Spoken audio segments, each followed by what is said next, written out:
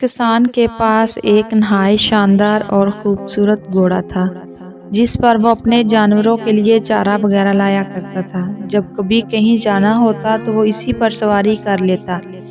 اس گھوڑے کا یہ بھی فائدہ تھا کہ جب کبھی کسان کو اپنے گھر والوں کو کہیں لے کر جانا ہوتا وہ اس کے پیچھے تانگا لگا لیتا تھا۔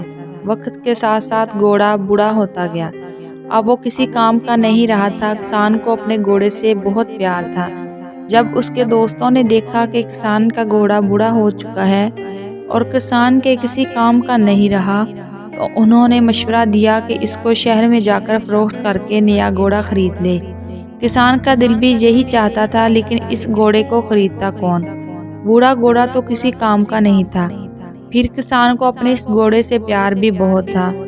آخر ایک دن کسان کا ایک دوست آیا اور اس نے مشورہ دیا کہ قریبی شہر میں ایک نہایت چالاک بروکر رہتا ہے، وہ یہ گھوڑا ضرور فروخت کر دے گا، بس اس کو تھوڑا بہت معاوضہ دینا پڑے گا۔ کسان نے کہا، اگر یہ گھوڑا فروخت ہو گیا تو بروکر کو معاوضہ دینے میں کوئی مسئلہ نہ ہوگا۔ اگلے دن کسان نے گھوڑے کو نہلا دھلا کر تیار کیا اور اسے لے کر شہر کی جانب چل پڑا۔ شہر پہنچ کر اس نے بروکر کا پتہ معلوم کیا۔ تھوڑی کوشش کے بعد اسے ڈھونڈ ہی لیا۔ کسان نے بروکر سے کہا، تم میرا یہ گھوڑا بیچ دو تو میں تمہیں اس کام کا معقول معاوضہ دوں گا۔ بروکر نے کہا کہ لو بھئی، یہ تو کوئی مسئلہ ہی نہیں، یہ گھوڑا فروخت کرنا میرے لیے معمولی کام ہے، تم نے کچھ بھی نہیں بولنا، گاہکوں کو متوجہ کرنا میرا کام ہوگا، تم بس ایک طرف جا کر بیٹھ جانا، تمہارا گھوڑا صبح فروخت کروا دوں گا۔ بروکر یہ کہہ کر کسان کو مہمان خانہ میں لے گیا اور وہاں جا کر اسے آرام کرنے کے لیے کہا۔ کسان نے بھی کھانا کھایا اور آرام سے سو گیا۔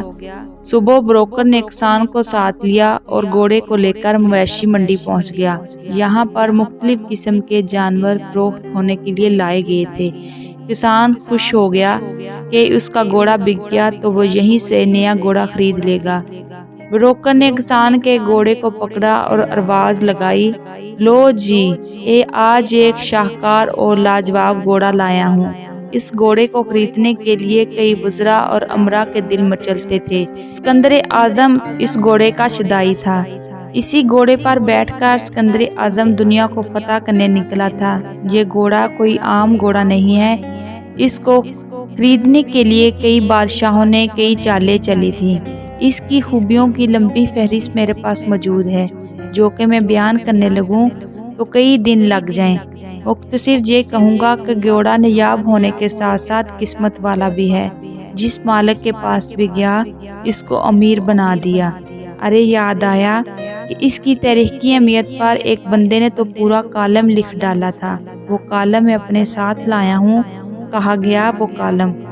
بروکر نے کمال کی اداکاری کرتے ہوئے اپنی جیبوں کو ٹٹولا اور ایک چور مور سا کاغذ نکالا اور دیکھ کر پڑھنے لگا۔ اسی دوران کسان بھاگتا ہوا اس کے پاس آیا اور لوگوں کے مجمع کو بھگاتے ہوئے بولا، ارے ارے رکو، مجھے جو گھوڑا نہیں بیچنا، مجھے اس کی تاریخی اہمیت کا اندازہ نہیں تھا، مجھے اتنا قیمتی گھوڑا بالکل بھی نہیں بیچنا، لاؤ اس کی باک مجھے پکڑاؤ، میں اتنا قیمتی گھوڑا کیوں فروخت کروں، ہٹو، یہ میرا قیمتی گھوڑا مجھے دے دو۔ بروکر حیرانی سے کسان کو دیکھ رہا تھا اور کسان نے آگے بڑھ کر گھوڑے کی باگ پکڑی اور اپنے گھر کی جانب روانہ ہو گیا۔